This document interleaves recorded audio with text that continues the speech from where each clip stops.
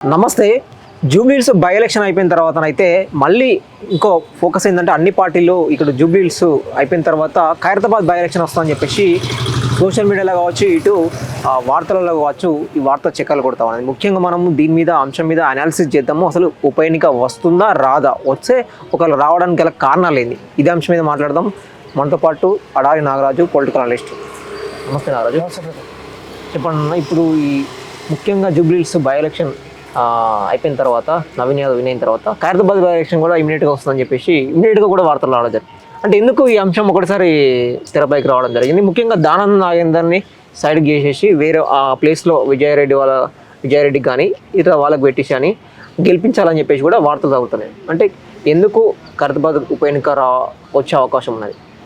అంటే మొత్తం 10 మంది సభ్యులు ఉన్నారు. అంటే కాంగ్రెస్ పార్టీ నుంచి బీఆర్ఎస్ పార్టీ నుంచి కాంగ్రెస్ పార్టీ షిఫ్ట్ అయిన 10 మంది ఎమ్మెల్యేలోని దానం నాగేందర్ ఒక పర్సన్. సో ఈ అంశం మీద బీఆర్ఎస్ పార్టీ సంబంధించిన నాయకులు సుప్రీంకోర్టులో కేసు వేశారు. సుప్రీంకోర్టు ఏం చెప్పిందంటే, పార్టీ ఎవరైతే మారారో, ఎందుకు మారారో స్పీకర్ వాళ్ళు పిలిపించి ఇన్ఫర్మేషన్ తీసుకోమని చెప్పారు. అంటే ఎందుకు మారారా లేదా అనేది. ఈ స్పీకర్ గారు ఇచ్చిన డైరెక్షన్ ఏంటంటే, వీళ్ళందరిని అడిగితే మేము అది కాంగ్రెస్ పార్టీ జెండా కాదు, జాతీయ జెండా మేము వేసుకున్నాము అని కొంతమంది, మన గాంధీ గారు, శేర్లింగంపల్లి ఎమ్మెల్యే గాంధీ గారు ఇలాగ చెప్పారు. అంటే కొంతమంది కలిసినా సరే మేము కలిసాం కానీ పార్టీలో జాయిన్ అవ్వలేదు, రాష్ట్ర అభివృద్ధి కోసమే, మా నియోజకవర్గ అభివృద్ధి కోసమే రేవంత్ రెడ్డి గారిని కలిసాము, లేదా కాంగ్రెస్ సభ్యులను కలిసాము అని చెప్తున్నారు తప్ప, అంటే ప్రొసీడింగ్ ప్రకారంగా ఎవరు జాయిన్ అవ్వలేదు. అయితే ఇందులో దానం నాగేంద్ర గారి పేరు ఎందుకు ప్రధానంగా చెప్తున్నామంటే, దానం నాగేంద్ర గారు కాంగ్రెస్ పార్టీ నుంచి బీఆర్ఎస్ పార్టీ నుంచి గెలిచిన ఎమ్మెల్యే, కాంగ్రెస్ పార్టీ నుంచి ఎంపీగా కంటెస్ట్ చేశారు మొన్న సికింద్రాబాద్ నుంచి.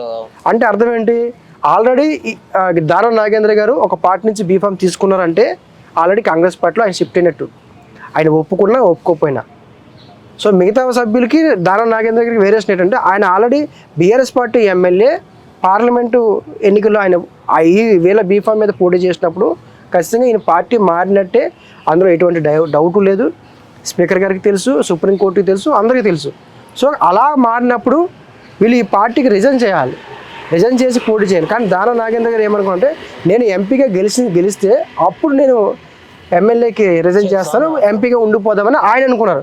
సో 6 సార్లు ఆయన ఎమ్మెల్యేగా చేశారు, 6 సార్లు మొత్తం, ఇది 6వ సారి. సో 6 సార్లు ఎమ్మెల్యే కాబట్టి ఈ చివరి ఎండింగ్ టైంలో నేను ఎంపీకి వెళ్ళిపోయి దీనికి రిజైన్ చేద్దామని ఆయన అనుకున్నారు. కానీ ఇక్కడ ఏమైందంటే, ఈ బీఆర్ఎస్ పార్టీ వాళ్ళు అందరూ కూడా సుప్రీంకోర్టులో కేసు బలంగా స్టాండర్డ్గా ఫైల్ చేసి దానికి సంబంధించిన ఎప్పటికప్పటికి అప్డేట్ తీసుకుంటూ వచ్చారు. సో ఇప్పుడు ఖచ్చితంగా దానం నాగేంద్ర గారికి 99% ఈ మన ఖైరతాబాద్ నియోజకవర్గంలో ఉప ఎన్నిక అనేది ఖచ్చితంగా వస్తుంది, రావాల్సిందే. ఈరోజు కాకపోయినా రేపైనా, కొన్ని రోజులు లేట్ అయినా సరే ఖచ్చితంగా రావాల్సిందే. ఎందుకంటే ఆయన పార్టీ పూర్తిగా మారిపోయారు. అంటే ఇక్కడ ముఖ్యంగా కడియం శ్రీవర్ధన్ దానం నాగేందర్ పేరు ఎందుకు వినిపిస్తుంది అంటే, 10 మంది ఎమ్మెల్యేల ఇంకా 8 మెంబర్స్ ఉన్నారు కదా. అంటే వీళ్ళు ఏంటంటే వీళ్ళ దగ్గర కొంచెం ఆధారాలు ఎక్కువ ఉన్నాయి, పార్టీ మారినట్టు.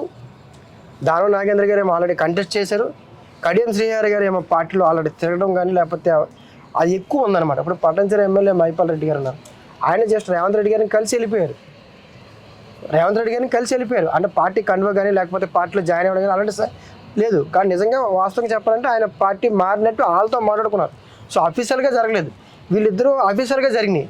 సో అందుకే కడియం శ్రీహరి గారిని కావచ్చు, వీళ్ళని కావచ్చు, ప్రధానంగా ఎందుకు వీళ్ళిద్దరి పేర్లు, వేరే పేరు కూడా ఉంది, బాలకృష్ణమోహన్ రెడ్డి, రాజేంద్ర నగర్ ఎమ్మెల్యే, అది కూడా ఉన్నాయి, ఇంకా వేరే కూడా ఉంది కదా. వీళ్ళిద్దరు కూడా రాష్ట్రాల్లో బాగా సీనియర్ నాయకులు, దానం నాగేంద్ర గారు, కడియం శ్రీహరి గారు. సో రాష్ట్రంలో బాగా సీనియర్ నాయకులు అవడం వల్ల ఏమైందంటే, వీళ్ళిద్దరు పేర్లు అంటే వెంటనే మీడియా వాళ్ళు తొందరగా క్యాచప్ చేసుకుంటారు. మిగతా వాళ్ళ పేర్లు హైలైట్ అవ్వకు. ఇప్పుడు మీరు ఎమ్మెల్యే అయ్యారు అనుకో, మీకన్నా 5 సార్లు ఎమ్మెల్యే ఏదైనా పొరపాటు చేస్తే ఆయన ఎక్కువ చూపిస్తారు, అదే పొరపాటు మీరు చేస్తే మీరు తక్కువ చూపిస్తారు. ఎందుకంటే మీరు మీడియాలో కొంచెం తక్కువ ఉన్నారు, ప్రజా జీవితంలో తక్కువ ఉన్నారు కాబట్టి ఎవరైతే సీనియర్లు ఉంటారో వాళ్ళు తొందరగా తీసుకుంటారని. సో దానం నాగేంద్ర గారికి తీసుకోవడం ప్రధానమైన కారణం అది. సో దానం నాగేంద్ర గారు కూడా కొన్ని అంటే 6 సార్లు అయ్యారు కాబట్టి ఈసారి ఆయన కాకుండా వీళ్ళకి మన విష్ణువర్ధన్ రెడ్డి గారు, విజయారెడ్డి గారికి ఇచ్చే అవకాశాలు కూడా ఉన్నాయి. అప్పుడు దానం నాగేంద్ర గారు సైడ్ అయిపోయినట్టు. ఎందుకంటే బీఆర్ఎస్ పార్టీ నుంచి అంటే అప్రాక్సిమేట్లీ చెప్తున్నాను, సీట్ ఎవరికైనా నేను డిస్కస్ చేయట్లేదు, జస్ట్ నేను అప్రాక్సిమేట్లీగా గెస్సింగ్ చెప్తున్నాను. ఇప్పుడు బీఆర్ఎస్ పార్టీ నుంచి పోటీ చేసి ఎమ్మెల్యే గెలిచి మళ్ళీ కాంగ్రెస్ పార్టీలోకి వెళ్ళిపోయి అక్కడ ఎంపీగా పోటీ చేసినందుకు మళ్ళీ బీఆర్ఎస్ పార్టీ నుంచి ఆయన సీట్ ఇవ్వరు దానం నాగేంద్ర. అలానే మళ్ళీ కాంగ్రెస్ పార్టీ నుంచి కూడా సీట్ ఇవ్వరు, ఎందుకంటే మళ్ళీ కాంగ్రెస్ పార్టీ నుంచి సీట్ ఇస్తే అతని క్యాడర్ అంతా బీఆర్ఎస్ పార్టీలో ఉంది. ఓకే. సో ఆయన గెలిచే అవకాశాలు చాలా తక్కువ ఉంటాయి ఆ రకంగా. కానీ ఇక్కడ దానం నాగేందర్ అంటుండు కదా, ఉప ఎన్నిక వస్తాయి కూడా నేను గెలిపించుకుంటాను నేను కాంగ్రెస్ అని చెప్పేసి కూడా ఇట్లాంటి వ్యాఖ్యలు కూడా చేశాను. గెలిపించుకుంటాను అనడం వేరు, గెలుస్తాను అనడం వేరు, గెలవడం వేరు. ఓకే. ఈ 3 పదాలు ఒకేలా ఉంటాయి. గెలిపించుకుంటాను అనడం వేరు, గెలుస్తాను అనడం వేరు, గెలవడం వేరు. గెలుస్తానని ఈ 3 ఒకేలాగా ఉంటాయి, కానీ చాలా అర్థాలు ఉంటాయి. సో నేను గెలవను, కాంగ్రెస్ పార్టీ నుంచి నాకు బీఫామ్ ఇస్తే నేను గెలవను, బీఆర్ఎస్ పార్టీ నుంచే గెలుస్తాను అని అంటారా? అన్నారు. సో ఏ పార్టీ, కొంతమంది ఏమంటారు నాకు ఏ పార్టీ నుంచి ఇచ్చినా నేను గెలుస్తా అంటారు.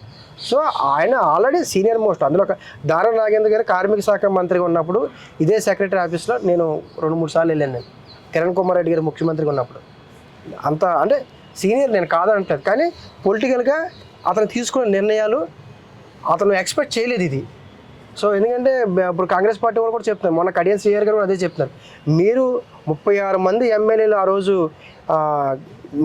మిగతా పార్టీల నుంచి బీఆర్ఎస్ పార్టీకి తీసుకున్నప్పుడు అప్పుడు మీకు ఈ విషయాలన్నీ గుర్తు రాలేదా, ఈరోజు మాత్రమే మీకు గుర్తొచ్చాయా అని అడుగుతున్నారు. సో ఇంకో కోణం ఏంటంటే 10 మంది 15 మంది కాదు, ఒక పార్టీలో 12 మంది సభ్యులు ఉంటే 8 మంది సభ్యులు ఒకేసారి మారితే కూడా ఏ ప్రాబ్లం ఉండదు. ఓకే. సో దీనికి ఒక పర్సంటేజ్ అని ఉంటుంది. ఈ పార్టీ నుంచి అప్పుడు టీడీపీ నుంచి కూడా చాలామంది బీఆర్ఎస్ పార్టీలు దాన్ని ఏమంటారంటే పార్టీ మారడం కాదు, పార్టీ విలీనం అంటారన్నమాట. ఓకే. సో అదేవిధంగా కొంత పర్సంటేజ్ ఉంటుంది. మనకి అసెంబ్లీలో తీర్మానం ఏదైనా ప్రభుత్వానికి సంబంధించిన స్పీకర్ గారి మీద అవిశ్వాసం పెట్టినప్పుడు కూడా మనకి 10% మెజార్టీ కావాలి. 100 మంది ఎమ్మెల్యేలు 10 మంది సంతకాలు పెడితే అసెంబ్లీ స్పీకర్ గారి మీద మనం అవిశ్వాసం పెట్టచ్చు. అవిశ్వాసం నెగ్గాలి అంటే 50% అంటే 51 మంది మద్దతు ఉండాలి. అప్పుడు అవిశ్వాసం నెగ్గి స్పీకర్ని మార్చేయచ్చు. ప్రభుత్వాన్ని మార్చలేము, స్పీకర్ గారిని మార్చచ్చు. అలాగే మనం రాజకీయ పార్టీ నుంచి వేరే పార్టీ షిఫ్ట్ అయినప్పుడు మన పార్టీలో కొంత పర్సంటేజ్ ఉంటుంది. ఆ పర్సంటేజ్ మనం మొత్తం ఎక్కువగా వెళ్ళినప్పుడు మనకి ఇలాంటి లీగల్ ప్రాబ్లం రాదు. సో 10 మంది 5 మంది వెళ్ళినప్పుడు మాత్రం ఖచ్చితంగా వాళ్ళు ఫైట్ చేసినప్పుడు వస్తుంది. ఇప్పుడు ఏ పార్టీ నుంచి అయితే వెళ్ళిపోయారు, ఇప్పుడు బీఆర్ఎస్ పార్టీ వాళ్ళు ఈ విషయాన్ని ఎంత ఛాలెంజెస్గా ఫైట్ చేయకపోతే ఈ సమస్య రాదు. ఇప్పుడు బీఆర్ఎస్ సీరియస్గా తీసుకుందాం అంటే ఇప్పుడు వస్తుందని అనుకుంటున్నాను. సీరియస్ అంటే ముందే వాళ్ళు సస్పెండ్ చేయక ముందుకే నేనే రాజీనామా చేస్తే అని అనుకుంటారు. ఇదే 2 భారమైన కారణాల. సీరియస్గా తీసుకోకపోతే ఇంకా వెళ్ళిపోతారు రేవంత్ రెడ్డి గారు, ఇంకా స్ట్రాటజీ ప్రకారం ఇంకో 10 మందినో 15 మందినో లాగేస్తారు. సో రేవంత్ రెడ్డి గారు చాలా స్పీడ్గా ఉన్నారు ఇలాంటి విషయాలని. ఇవి ఇక్కడ అడ్డుకట్ట అయ్యకపోతే మిగతా వాళ్ళని కూడా రేవంత్ రెడ్డి గారు లాగేస్తారేమని వాళ్ళు ముందుగానే అడ్డుకట్టేశారు. యాక్చువల్గా చెప్పాలంటే బీఆర్ఎస్ పార్టీ స్ట్రాటజికల్గా చాలా ముందుగా వేశారు కేసు.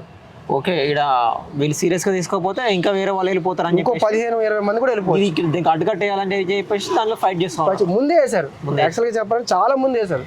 అంటే వాళ్ళు చాలా ముచ్చటగా వేశారు. అంటే స్ట్రాటజీ వాళ్ళకి అర్థమైంది, రేవంత్ రెడ్డి గారి స్ట్రాటజీ అర్థమైంది. ఎందుకంటే ఆ రోజు టీడీపీ పార్టీని ఏ రకంగా అయితే బీఆర్ఎస్లో విలీనం చేశారో బీఆర్ఎస్ పార్టీని ఈరోజు కాంగ్రెస్ పార్టీలో విలీనం చేయాలని కూడా రేవంత్ రెడ్డి గారు ఆలోచించేవాళ్ళు. అసలు నిజంగా ఈ కేసు అయిపోయి అంటే మాత్రం ఖచ్చితంగా అలాంటి సంఘటనలు జరిగాయి. ఇప్పుడు ఇంకో విషయం ఏంటంటే ఇప్పుడు ఉప ఎన్నిక రాకుండా ఉండాలంటే ఇంకొంచెం మంది అంటే నేను చెప్పిన పర్సెంటేజ్ ఏది ఉందో వాళ్ళందరినీ కూడా ఇంకొక 15-20 మంది ఎమ్మెల్యేలు కూడా బీఆర్ఎస్ కాంగ్రెస్కి వచ్చారనుకో, సో ఇవన్నీ ఉండవు, ఆ వాతావరణం కూడా ఉంటుంది.